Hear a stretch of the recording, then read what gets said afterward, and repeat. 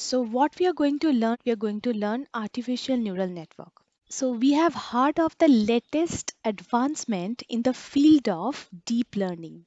And this advancement in the field of deep learning is due to the usage of different neural networks. So at the most basic level, all such neural networks are made up of artificial neurons. And these artificial neurons will try to mimic the working principle of the biological neuron. Now, let me draw the biological neuron first so that I could give you a brief explanation on the comparative study, how this concept is extended further to design an artificial neural network.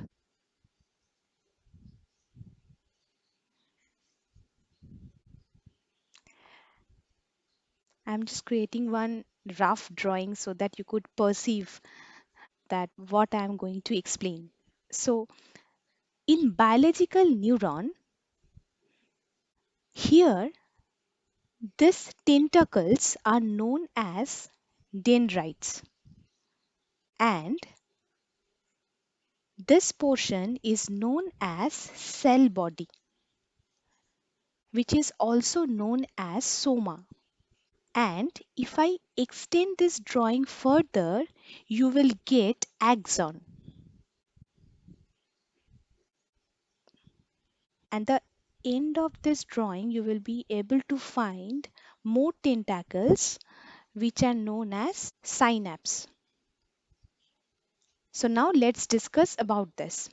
So basically, the basic functional units of the neuron system in our brain is to generate electrical signals, which are called action potentials, which allows them to quickly transmit the information over long distances. So almost all the neurons will have three basic functions. First, they have to receive the signals from the outside, and then they have to process those incoming signals, and also they have to determine whether or not this information will be passed along the neuron or not. And then the third task is to communicate those signals to the target cells. So these are the basic three job objective of any biological neuron, where dendrites are responsible for getting the incoming signal from outside. So whatever incoming signal our brain will perceive, it is accepted by the dendrites. And the functionality of the cell body or soma is responsible for processing the inputs. Not only processing the inputs, it also decides whether this neuron should fire the output or not.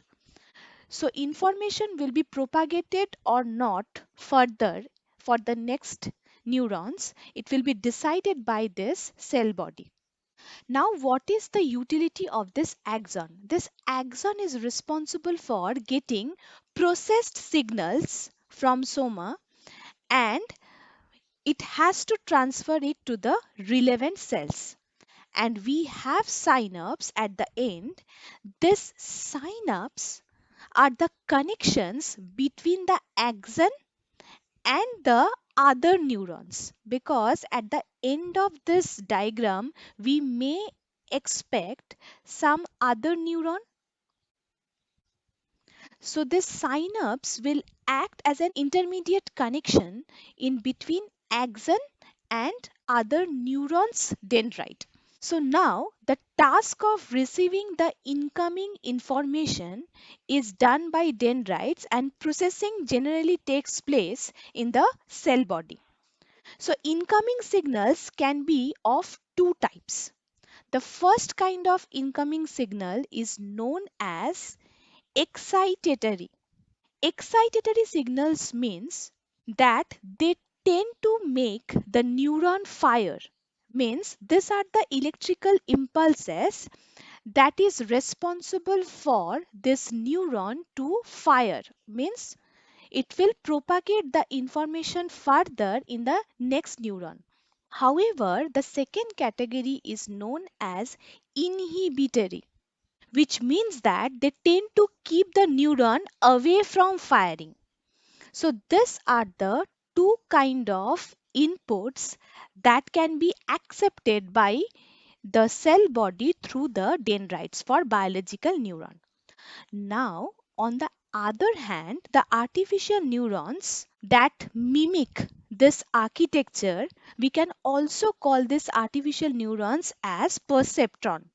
This perceptron will look like, instead of cell body, we will have this kind of nodes in artificial neural network, and instead of dendrites, we will have some inputs like x1, x2 and x3, and try to understand width of these dendrites are not similar for each and every neuron. So as a result, we have to remember what is the contribution of this input to this cell body is dependent on some weight values. However, this is the basic diagram of artificial neural network, which is also known as perceptron.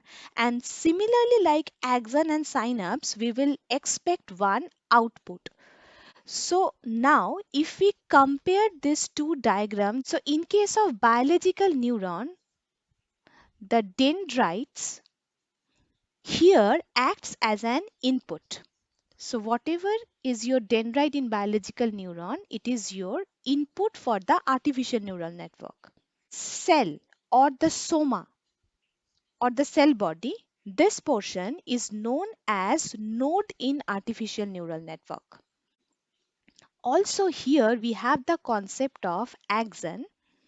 Axon is known as output, because through this axon, whatever information is processed in the cell body, it is propagated further to the synapses, and this synapses will transfer this information to the next neuron. So axon is known as output in case of artificial neural network, and synapse here is known as interconnection. So what is this concept? I will explain it later on. So this is the basic diagram that we have to understand. But to understand artificial neural network in more details, let's follow one diagram. So now we know that the cell body in this artificial neural network termed as node, and for passing input we will use some variables such as say x1 and x2. So these are the two input that are coming from the outside world, and these inputs will be passed to the cell body or to the node, also known as perceptron.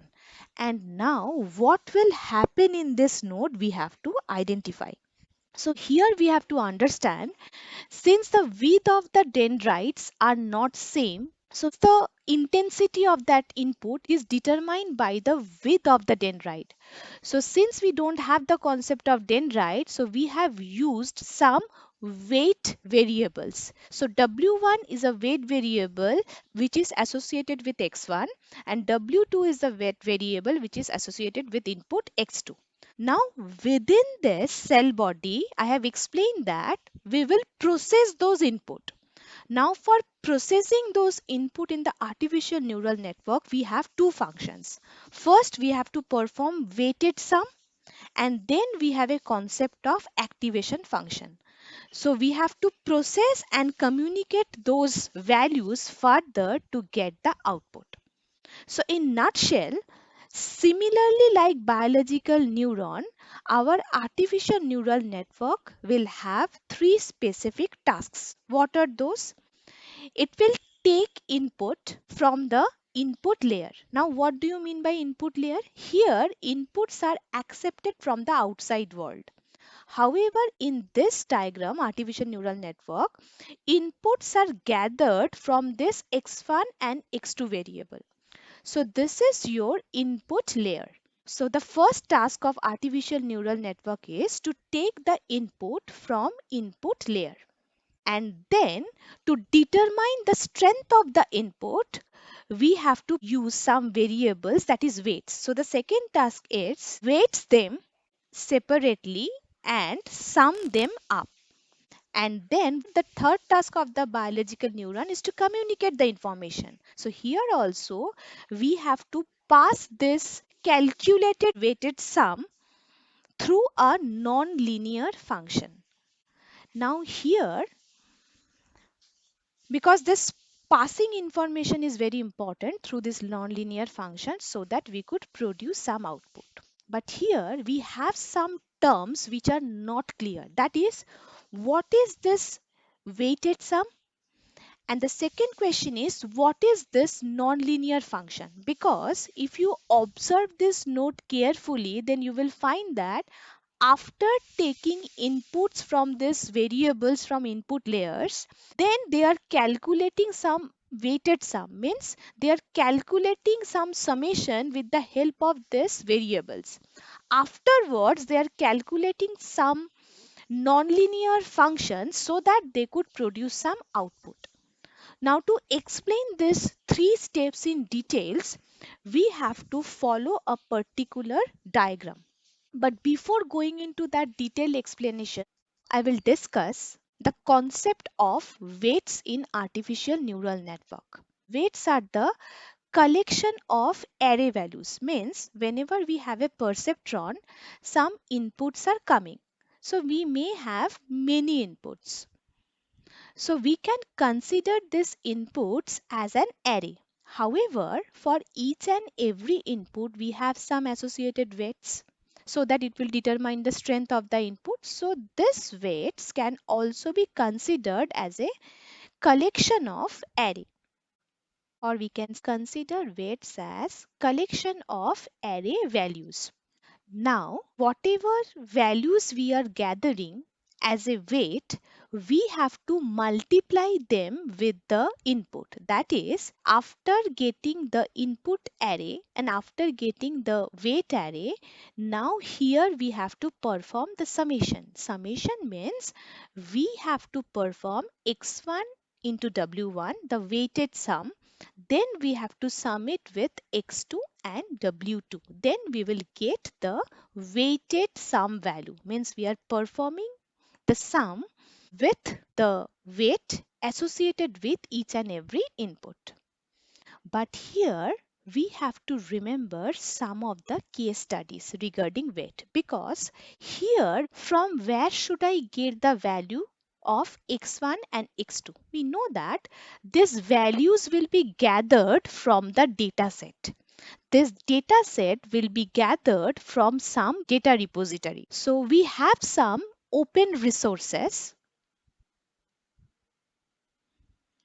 like Kaggle, UCI machine learning. From that repository, we can extract the data file in comma separated value format, in CSV format.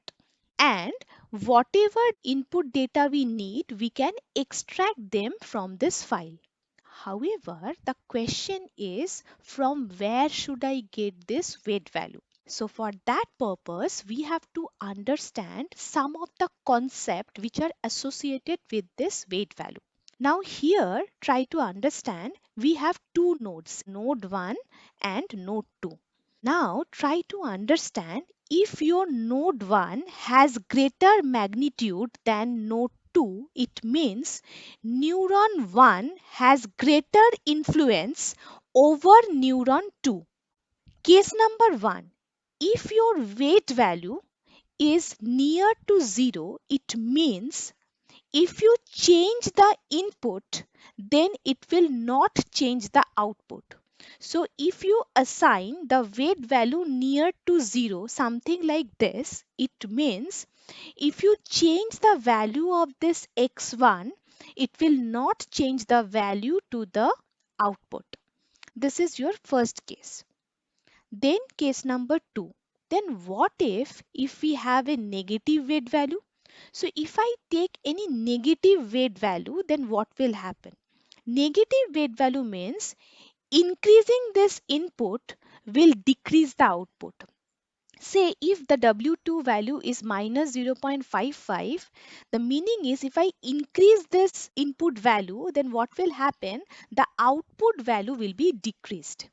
So it is determined by the weight. So what is the definition of the weight in artificial neural network? We can say that this weights decides how much influence the input will have on the output of the neural network. So this point you have to remember.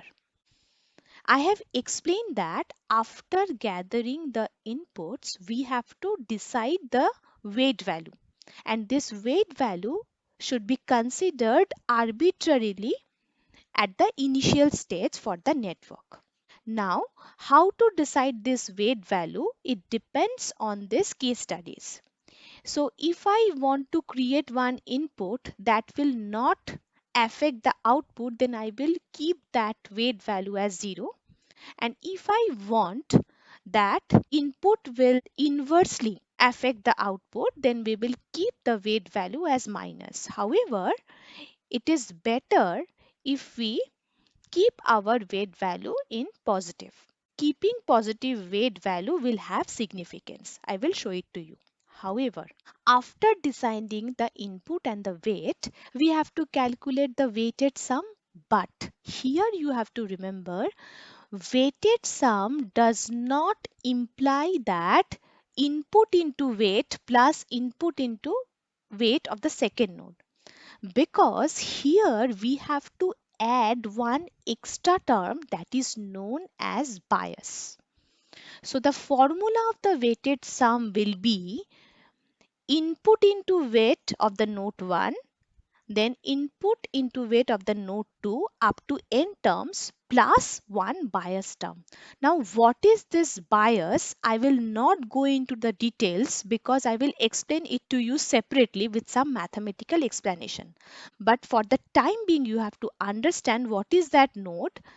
The summation function will be calculated by using this formula. How should I decide the bias value? There is one convention, but for the time being, for today's calculation, we will take some random value for this bias. So now after calculating this weighted sum, we have to perform some activation function. So today we will discuss more about this activation function. This activation function basically decides whether or not this neuron is fired. It decides which of the two output values should be generated by this neuron. So this is the basic activity that is performed by this activation function. And at the fourth step, we will have one output layer which is responsible for generating the final output for the neuron. So now to understand each and every point that I have discussed, you have to consider one simple example.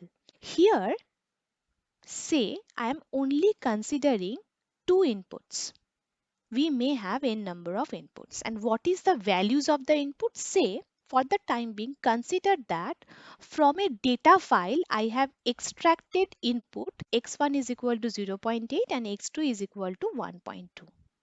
Now, in the next step, we have to define the weight value because for two inputs, we have some associated weights. So as per our previous discussion, I will prefer to use positive weight. So for an example, I am taking arbitrarily, so this weight value as 1.0 and this weight value as 0.75. Now after that, we will have one perceptron. So in this perceptron, actually we have two parts in this perceptron. So for the first step, what we will do, we will calculate the summation function. But for calculating this summation function, we have to take input of a bias term. And for the time being, I am taking one arbitrary value or random value for this bias term so that I can calculate this summation. So after calculating this summation, the next step is we have to calculate the activation function, means this term, and then only we will get the output y. So y is the output of this perceptron. So now how this calculation will appear. So first, to calculate activation function, we have to calculate this weighted sum. So for calculating weighted sum, we know the formula W1 into X1 plus W2 into X2 plus the bias. So if I put the value, we will get 1 into 0.8 plus 0.75 into 1.2 plus the bias term 0.5. So we will get 0.8 plus 0.9 plus 0.5, 2.2. So now after calculating this summation function, here we have to pass combination of this parameter c. Now we have to decide what function we should use as an activation function. We have so many options. I will explain each and every one, but for the time being, just assume that I am taking ReLU function as our activation function. So what is the full form of ReLU function? The full form of ReLU function is rectified linear activation function. Now, what is the property of this ReLU function? ReLU activation means it will give you 0 if the combination value is less than 0.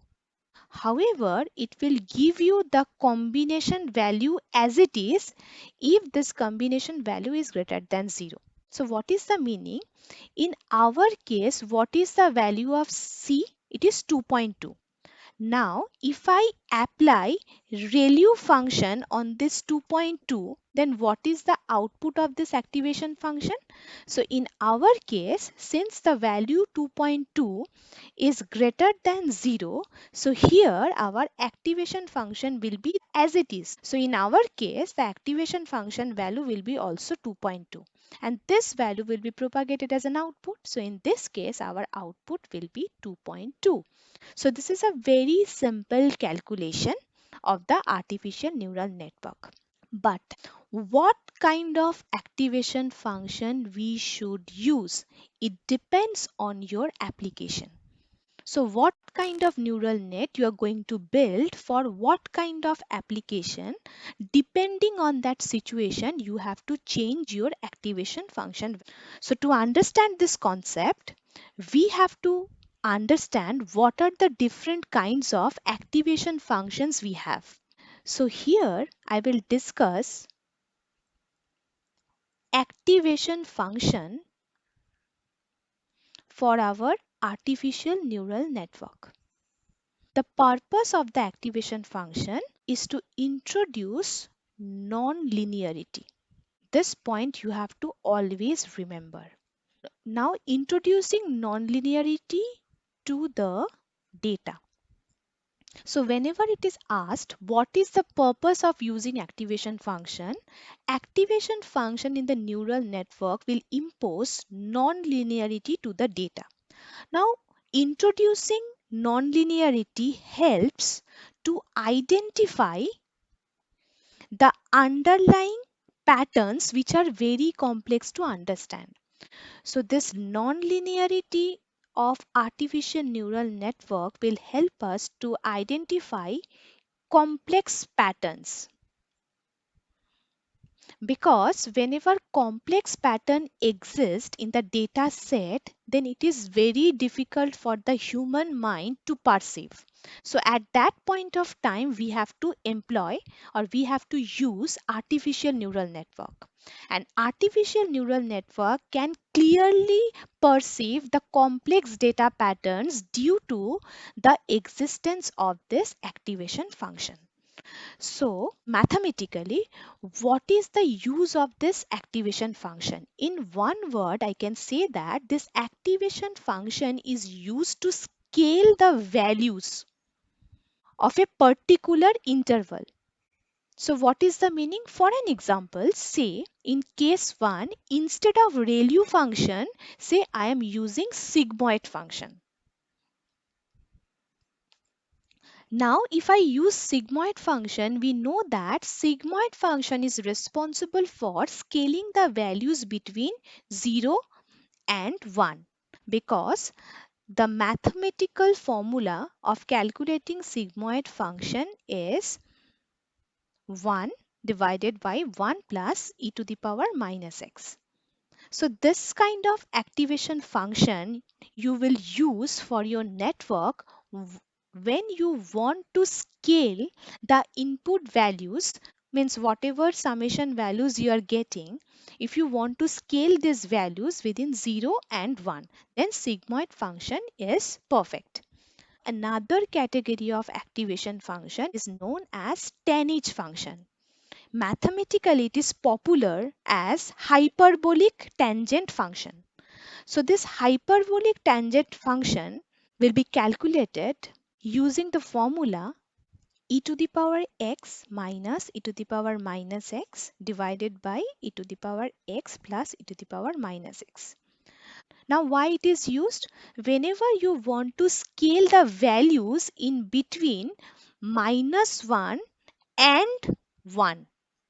So whenever you want to scale your summation function value between -1 to 1, depending on the application, then as an activation function, you should use tanh function. But now I will tell you case 3, which will have two sections. In case 3, we can use ReLU function I have already discussed. Depending on the value of x, if it is greater than 0, then it will give you the output as it is. And if it is less than 0, then it will give you the output as 0. But nowadays, we will use a special activation function which is known as leaky ReLU function. This leaky ReLU function is an extension of this ReLU function. Now we have to understand mathematically what is the formulation. Basically, leaky ReLU function returns 0.01 into x instead of 0. So my point is, whenever value of x is less than 0, then your ReLU function will return 0. However, leaky ReLU will return 0.01 x. And whenever for x greater than 0, your leaky ReLU will return the value as it is. It is same as previous, but it is for greater than equal to 0. Now we have a specific purpose of using leaky ReLU function. To understand this in details, we have to solve one mathematical problem.